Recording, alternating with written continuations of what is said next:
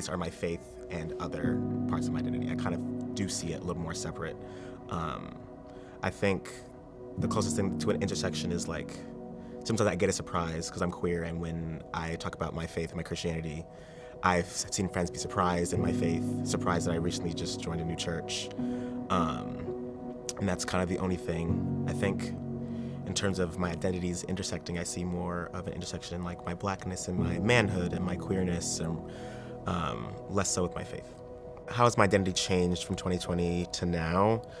If anything, it just like re-solidified feelings that I have and fears that I have of the perception of my blackness and the perception of like my black peers.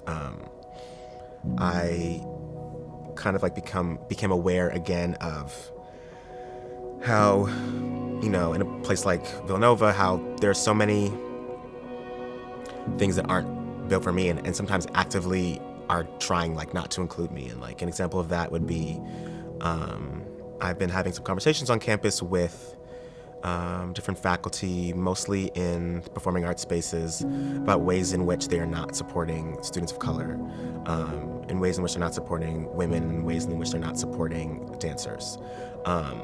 And there have been people who work in these offices who have been racist and have been misogynistic and have like actively prioritized, arts that have more white people in them. So like band and singing and theater that have a lot more white people and have more men, and how they've been prioritized for getting spaces. They've been prioritized for just being taken seriously, towards making time in the day to meet with someone, where I've like had to just like show up in an office if I'm going to get a meeting with someone. I have to like just show up there. And so I think since 2020, I've just my awareness kind of like was already pretty high, but it's kind of re-solidified. Just like a general knowledge of how things people aren't always making space for me. Do I see hope in change? I think I do and I don't. And the do is more of like on an interpersonal level. I feel like there are people who are working with me and are supporting me and supporting people of color in being more included and in having better spaces. But the kind of higher up I go on a ladder in like the hierarchy of the school, the more resistance I feel, and the more that I feel like I'm not a priority. My blackness isn't a priority. My art isn't a priority. The women that I dance with aren't a priority. And so the higher I go up, I just don't feel as much support. What does Black history mean to me? I would say Black history is just a narrative of life through a Black lens.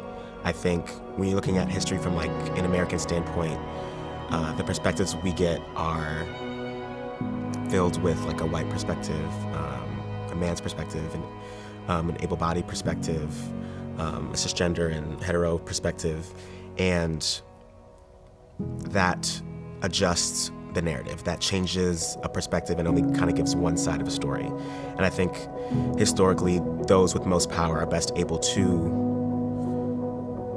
write down their history and pass it on, are the ones kind of making the education system, deciding what is to be taught in a classroom, is kind of decided by those in power. And that's typically not a Black perspective, and not kind of erases Black history and the contributions that many Black people and African American people have contributed to our country's growth and to our country's progression. I do think it's very important to preserve your culture. For me, finding close cultural ties is very important to my sense of self, to, I would say, my overall health, and my comfort in different spaces. It's interesting because my culture that has to do with my Blackness, I kind of learn and grow in through my family. My culture has to do with my manhood. I learn and grow through the men in my family.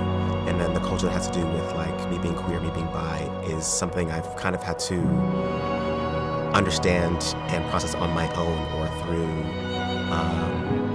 internet resources, or through the few queer friends that I can find, because it's not something that I saw reflected in my family or in media. And so it's always been easier for me to grasp certain aspects of culture when it's something that I'm kind of like raised with versus something that I'm kind of like actively looking to understand. I feel like, in specifically African American culture, I think a challenge that I've sometimes dealt with and definitely other African Americans have dealt with is like trying to find what we can grab onto as our own, because so much of the culture that we've created is like it's somehow in a general space that everyone's allowed to take from. Like there are specific cultural things that might be for a South Asian or East Asian culture or Native culture that like everyone knows if you wear that thing or say that word or do a certain cultural thing, like everyone goes, that's weird if you're not of that culture. But like us African Americans, like we were obviously stripped of any cultural ties we had and kind of had to build. And we built that through music and dance and art and clothing.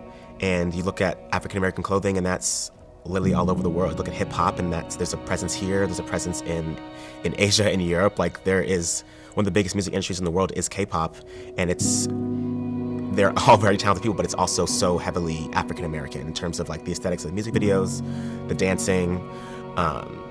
Many of the choreographers are US based choreographers or choreographers that are trained in like hip hop dance, which is an African American art. And so I think there can be a challenge for African Americans to find something that we can truly say is our own when it's so often used by